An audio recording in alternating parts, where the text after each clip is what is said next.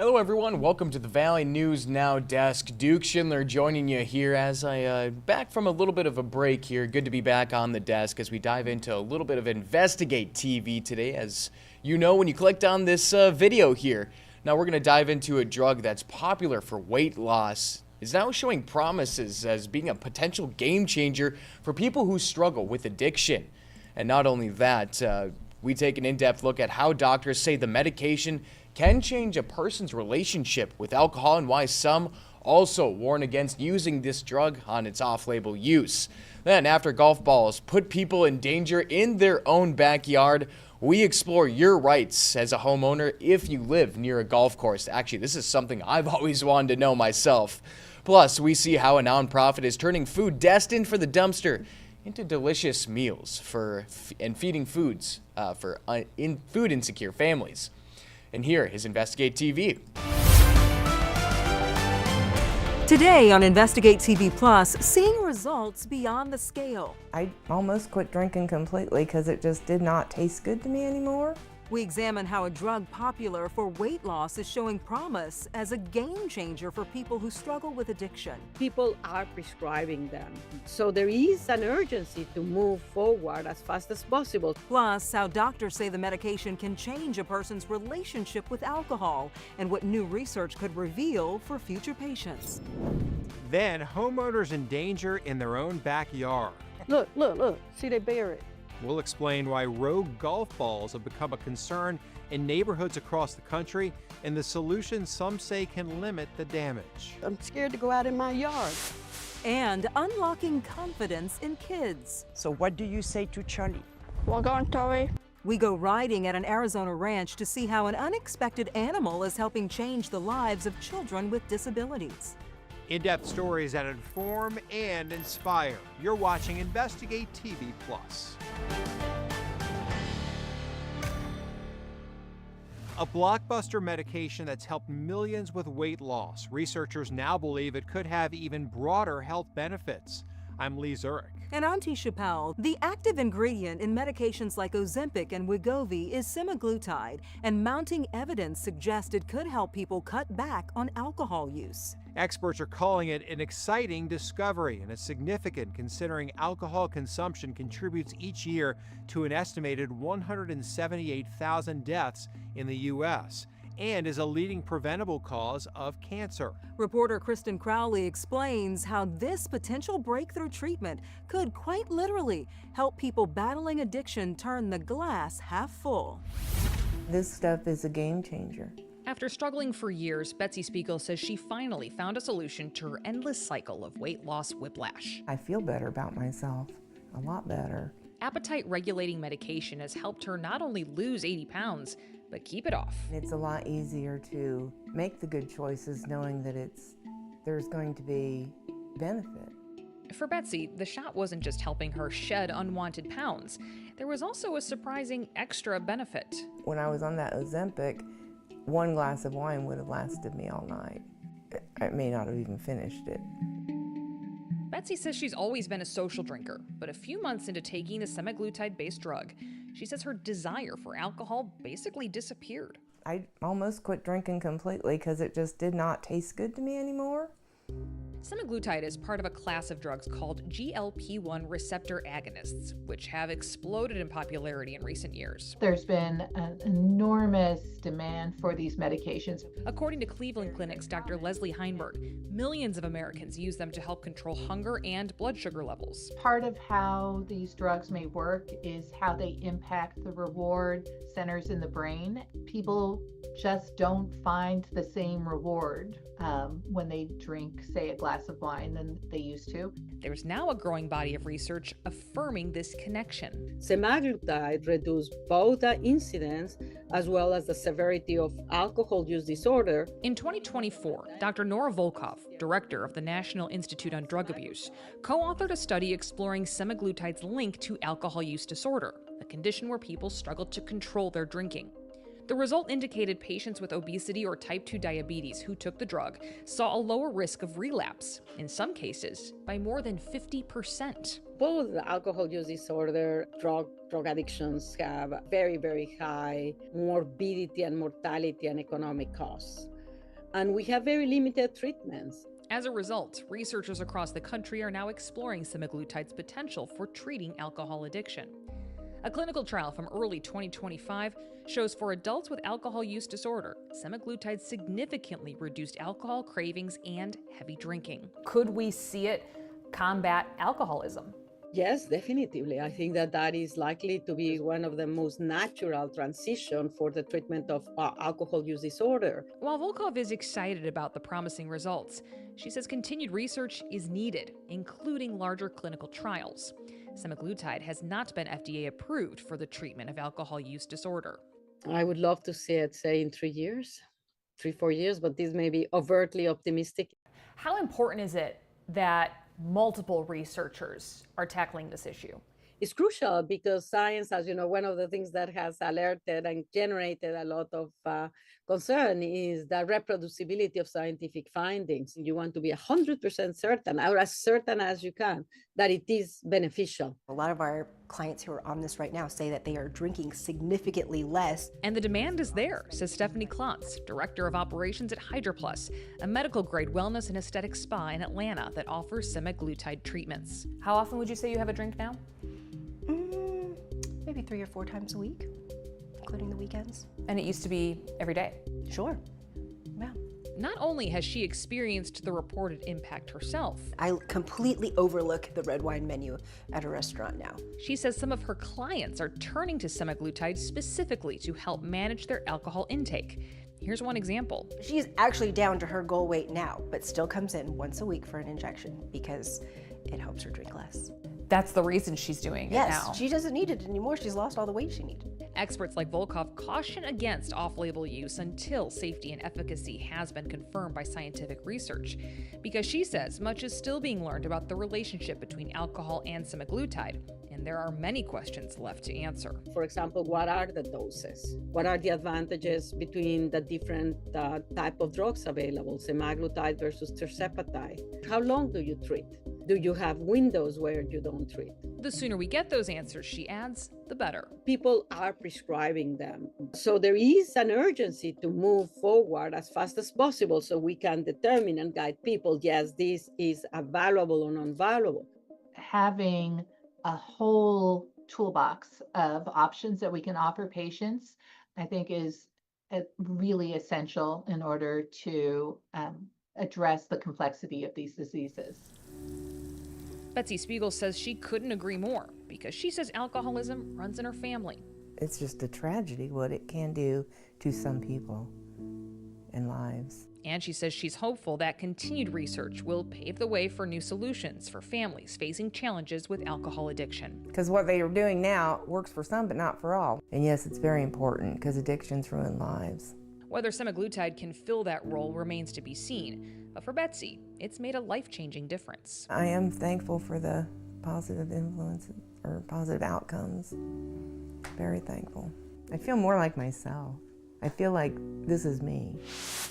As the clinical use of GLP-1 medications like semaglutide continues to grow, across the country, additional trials are underway to explore their potential in treating alcohol use disorder and a variety of other addictive behaviors. While not directly aimed at addiction, Ozempic maker Novo Nordisk sponsored a study examining semaglutide's effect on alcohol consumption.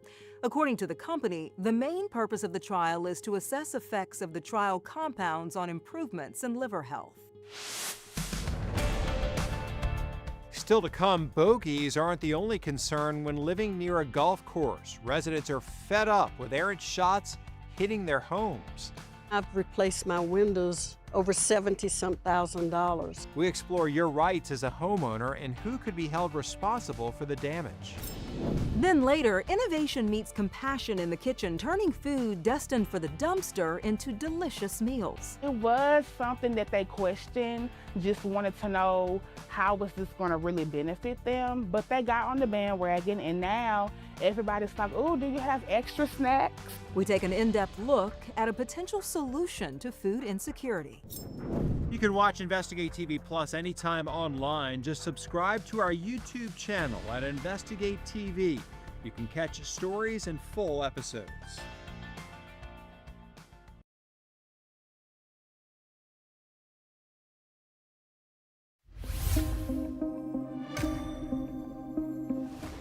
Hooks, slices, and shanks can be detrimental to your score, but even worse for the homes nearby. There are more than 16,000 golf courses across the country, and the clubs aren't usually responsible for repairing any broken windows from errant balls. Some Georgia homeowners say over the years, the damage from living so close to a course has cost them tens of thousands of dollars. Investigative reporter Anastasia Almost takes an in-depth look at the safety hazards and finds out who's really out of bounds.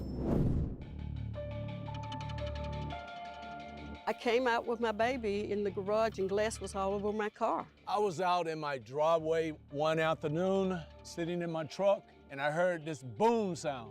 One might assume these homeowners are talking about burglars. I'm scared to go out in my yard. But in this Marietta community, hazards fall from the sky. You can hear them sometime coming through the trees.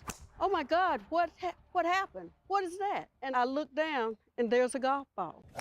Jewel Montgomery and Ronnie Pope are neighbors who've lived across the street from the Marietta Country Club golf course for almost 25 years. Didn't have a clue of what was going to be happening after I moved in. We didn't get that many balls at first. But over the years, more balls, more balls. The balls continue, they come and they come. See that big old dent right there? Dented gutters, garage doors, and all of a sudden the ball came out here, so it said, boom! It hit the top of my truck.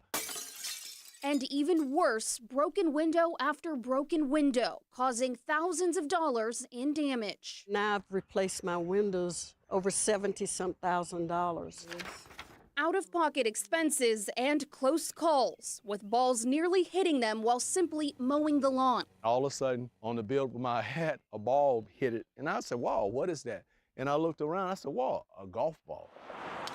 Montgomery is also worried about her 9-year-old daughter, who loves to play in the backyard. If they hit my daughter, I'm not going to tolerate it.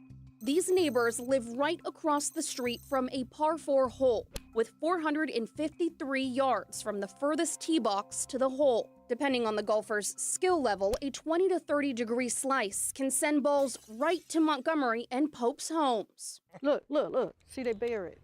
The neighbors say the country club's insurance company paid for the very first broken windows more than a decade ago, but nothing since. The biggie was the picture frame window and my office windows again.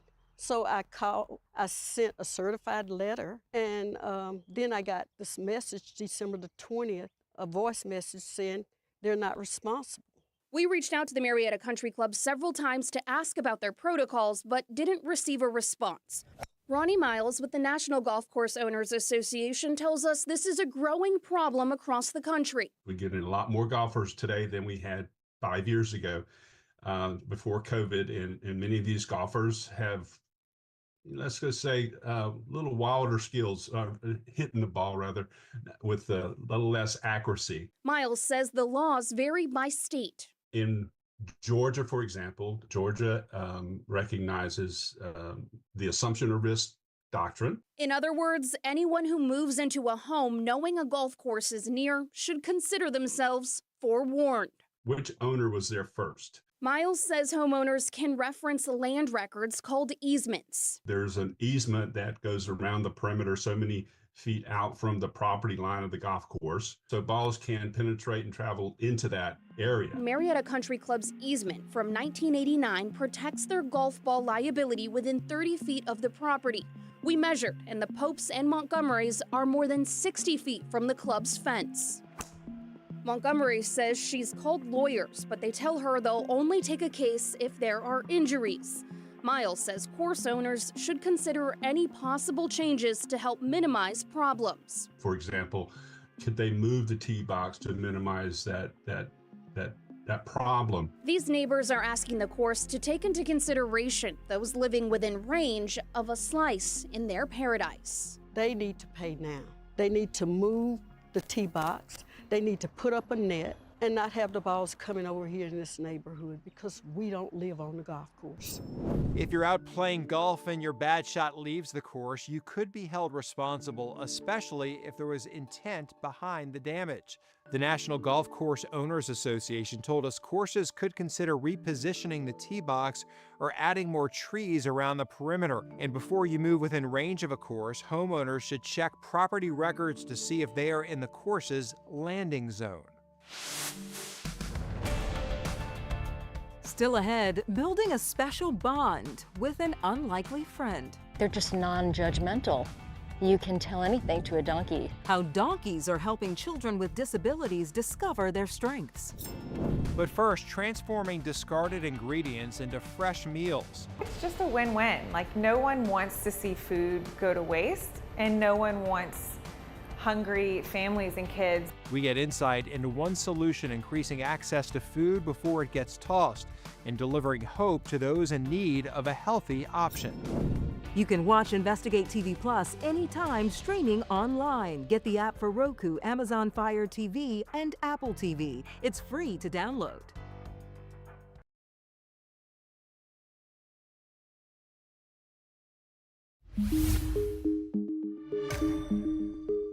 Having access to healthy and affordable food is a challenge millions of Americans face every day.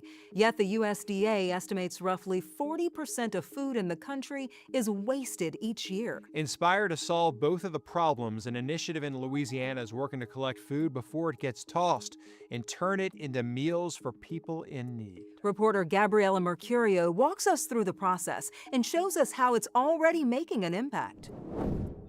After working with the National School Lunch Program, Emily Chatelaine realized what food challenges our community is facing. We have two big issues here in Baton Rouge. It's food insecurity and food waste. Now, she's teaming up with Chef Jonathan Breaux. I've been in and out of the restaurant industry for close to 2 decades now, and this is a way for me to use those skills that I've gained over the last 20 years and really help people. They've launched the 3 O'Clock Project to solve both these problems. We take food that would be going to a landfill or is in excess or is about to be thrown away and convert it, and our chef makes it into healthy, fresh, nutritious food that goes directly out to those in need. This week we're making a pork and broccoli pasta. Breaux is cooking up 200 meals a week in this rescue kitchen for families who don't typically have access to healthy foods. North Baton Rouge, or just Baton Rouge in general, Louisiana, can be a food desert. And so we are here to provide those people that might be in those areas with healthy, sustainable meals. One of those areas is the Ascent Project on North Ardenwood, a place Alexis Flowers says can be challenging for low-income families to prioritize balanced meals. A lot of the working parents, they tend to want to warm up stuff or get quick foods from Walmart, like, chicken nuggets and fries and all those easy and convenient meals, but they're not so healthy. But that's changed since Breaux started delivering his repurposed meals to them. It was something that they questioned, just wanted to know how was this going to really benefit them, but they got on the bandwagon, and now everybody's like, oh, do you have extra snacks? So they love it now. It's just a win-win. Like, no one wants to see food go to waste, and no one wants hungry families and kids in your community. The 3 O'Clock Project says their goal is to serve 2,000 meals a week. We found examples of people fighting food waste across the country, including in Atlanta, Georgia, where uneaten bagels don't get tossed. There's days that we sell out at 11 a.m. and there's days where we end our day with 300 of the 700 bagels we made. Instead of going into the trash, volunteers from the nonprofit Bagel Rescue collect the leftovers and deliver them to shelters, food pantries, and the Salvation Army, who then make sure the bagels reach those in need. Anytime you make something with your hands, you really want to know that it's going to be enjoyed by someone. While Bagel Rescue is only in Atlanta, they work with 70 different shops and bakeries to make hundreds of weekly deliveries. To learn more about their efforts to feed people in need, head to InvestigateTV.com and search food waste. Up next, making a difference with donkeys. It's like an unspoken understanding that they have with the donkeys. So we see a huge difference in speech, confidence, and strength. We'll show you how these animals help children with disabilities and their families.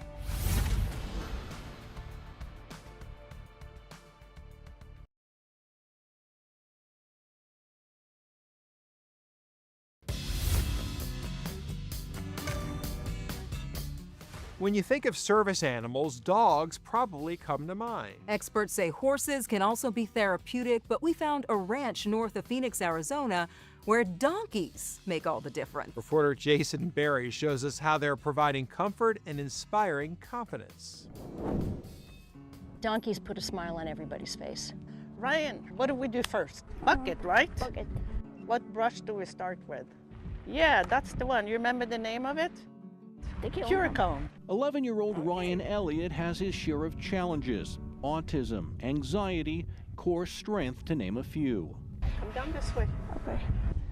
This leg in the stirrups. But once a week, when the Phoenix 5th grader climbs aboard his best friend Charlie, Ryan feels like just another kid.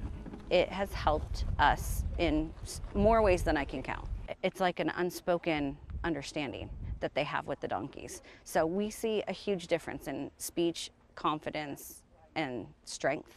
Come towards me, please. Ryan is one of a dozen or so children with special needs, taking part in a unique equine assistance program in Cave Creek. It's called Donkeys of the Heart. The nonprofit provides kids dealing with mental or physical disabilities a chance to connect with a donkey. So what do you say to Charlie? Walk on, Charlie. And try to use your legs. Founder Sophie Rayner tells us, growing up in Europe, she saw firsthand the physical, social, and emotional benefits donkeys can provide. So she decided to create a similar experience here. I had donkeys in France, and once I discovered their amazing personality, how they behave, I mean, my heart was into helping children and adolescents. Rayner says donkeys are able to remain incredibly calm and don't get easily spooked, like horses, which is a big plus when working with children. It didn't take long for Ryan and Charlie to connect. They're just non-judgmental. You can tell anything to a donkey. Kids just love it. They're themselves here. They can be themselves.